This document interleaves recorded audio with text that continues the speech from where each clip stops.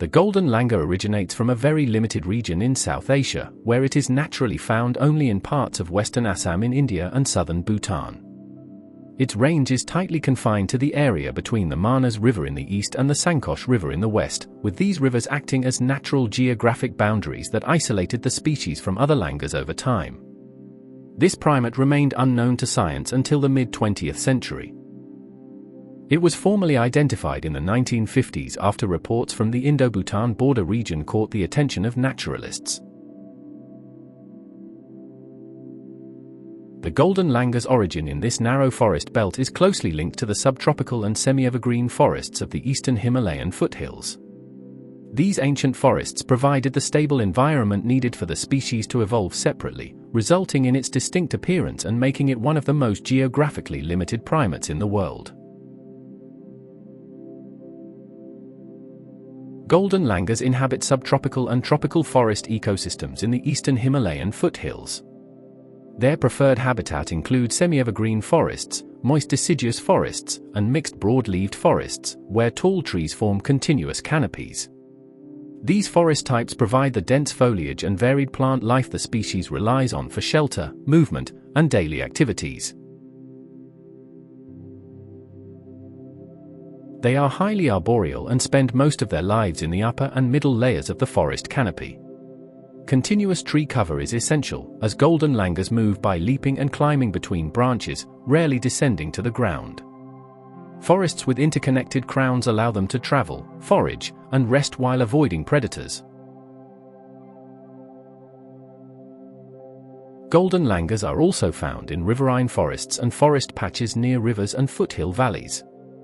In some areas, they survive in fragmented habitats surrounded by farmland or human settlements, though such environments place pressure on their long-term survival. Even in these altered landscapes, they depend on mature trees and natural forest structure to persist. Golden langurs are classified as endangered. Their conservation status reflects a high risk of extinction in the wild, mainly because their entire global population is restricted to a very small geographic area in India and Bhutan. When a species has such a limited range, any disturbance can have serious consequences for its survival. The primary reason golden langurs are endangered is habitat loss and fragmentation. Large areas of forest within their range have been cleared or broken up by agriculture, logging, road construction, and human settlements. Because golden langurs are strictly arboreal, even small gaps in forest cover can isolate groups, reduce breeding opportunities, and increase mortality. Golden langurs are best known for their striking, pale golden to creamy yellow fur, which gives the species its common name. This light coloration can appear almost white or silvery in certain lighting, especially in bright sunlight, creating a glowing effect as they move through the forest canopy. The shade of their coat can vary slightly depending on age, season, and individual genetics. Some individuals show deeper golden or light orange tones, while others appear more cream or ivory. Their fur is long and soft, particularly on the limbs and tail, enhancing their elegant appearance. In contrast to their light body fur, golden langurs have dark black faces, hands, and feet. This sharp contrast highlights their facial features and expressive eyes, making their coloration one of the most visually distinctive among Asian langurs. Golden langurs have a slender, agile build that is well adapted to life in the forest canopy. Their bodies are lightweight yet muscular, allowing them to move efficiently through trees with controlled leaps and confident climbing. This streamlined form reduces energy use while traveling long distances above the ground. They have long limbs, with powerful hind legs that provide strong propulsion for jumping between branches. Their arms are well developed for grasping and swinging, and their hands and feet are dexterous, enabling a firm grip on narrow branches and foliage. A defining feature of their build is their long, non-prehensile tail, which often exceeds the length of the body. The tail is used for balance rather than grasping, helping stabilize their movements during leaps and while navigating the upper canopy.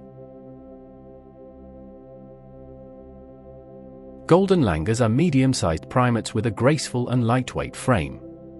Adult body length typically ranges from about 50 to 75 centimeters, excluding the tail.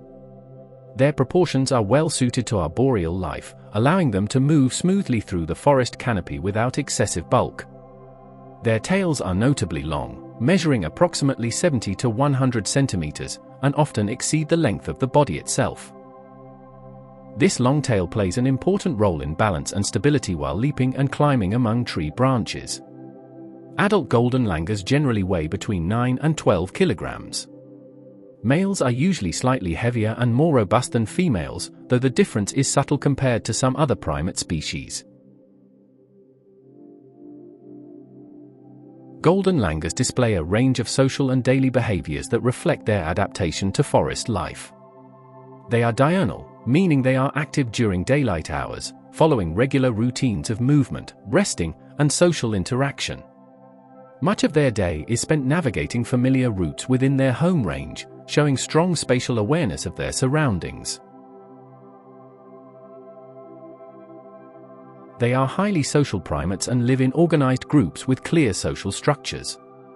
These groups often consist of multiple females and their young, led by one or more adult males. Within the group, individuals engage in frequent grooming, which strengthens social bonds, reduces tension, and reinforces group cohesion. Golden langurs are also known for their cautious and alert behavior.